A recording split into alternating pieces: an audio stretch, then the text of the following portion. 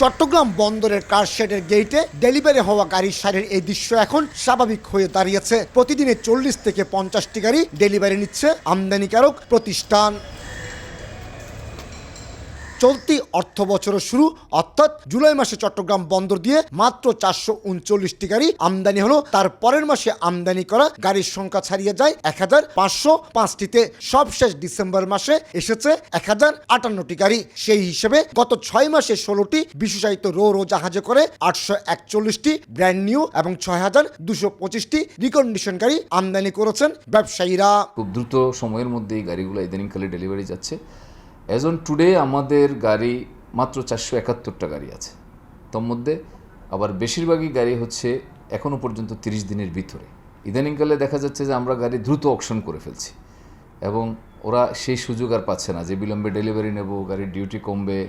এই বিষয়গুলো বিবেচনায় নিয়ে গাড়ি এখন দ্রুততম সময়ের মধ্যে ডেলিভারি নিয়ে যাচ্ছে সবাই। আমদানি করা গাড়ি 30 দিনের মধ্যে ছাড় না করালে নিলামে বিক্রির জন্য কাস্টমসের কাছে হস্তান্তর করে চট্টগ্রাম বন্দর কর্তৃপক্ষ। সেই অনুযায়ী বর্তমানে নিলামযোগ্য একেবারে নতুন গাড়ি রয়েছে মাত্র 103টি। চলতি 2025-26 অর্থ বছরের প্রথম 6 মাসে গাড়ি আমদানি যেমন রেকর্ড ছাড়িয়েছে, ঠিক তেমনি সমান তালে চলছে ডেলিভারি। 2025-26 অর্থ বছরের 6 মাসে 6651টি গাড়ি ছাড় করার মাধ্যমে চট্টগ্রাম কাস্টম হাউস রাজস্ব পেয়েছে 1153 কোটি টাকা। আগের অর্থ বছরের এই সময়ের তুলনায় যেমন 1034টি গাড়ি বেশি ডেলিভারি হয়েছে, তেমনি 124 কোটি টাকা রাজস্ব বাড়তি আদায় হয়েছে। রেভিনিউর পরিমাণও বেড়েছে, 124 কোটি টাকা অতিরিক্ত রেভিনিউ আদায় হয়েছে। গাড়ি মূলত বেশি আমদানি হওয়ার কারণ মানুষের ক্রয় ক্ষমতা বেড়েছে, যারা বিত্তবান তারা শৌখিন হচ্ছে এবং অর্থনীতি আর ধারা এবং সূচক উন্নতির দিকে যাচ্ছে, সেটা আমরা অনুমান করতে পারি। বর্তমানে চট্টগ্রাম বন্দরের 1250টি গাড়ি ধারণ ক্ষমতার 2টি কারশেডে ডেলিভারির অপেক্ষা গাড়ি রয়েছে মাত্র 471টি। অথচ কয়েক মাস আগেও ডেলিভারিটি দীর্ঘতির কারণে অপেক্ষমান গাড়ির সংখ্যা 1500 পেরিয়ে যেত।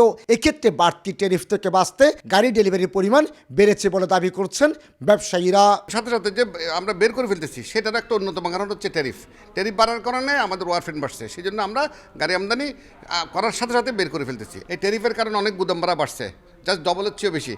সেই জন্য আমরা গাড়ি একদিনও রাখতেছি না, সাথে সাথে গাড়ি বের করে ফেলতেছি। শখের বসে যারা গাড়ি কিনে তারা কিন্তু কিনতেছে না, এখন মূলত কর্পোরেট ক্লায়েন্টগুলো গাড়ি কিনতেছে। জাপান সহ পৃথিবীর বিভিন্ন দেশ থেকে বছরে 20,000-এর বেশি গাড়ি আমদানি করে বাংলাদেশ। বন্দর অবস্থানকালীন ট্যারিফ তুলনামূলক কম হওয়ার কারণে যার বেশিরভাগই খালাস হয় মোংলা বন্দরে।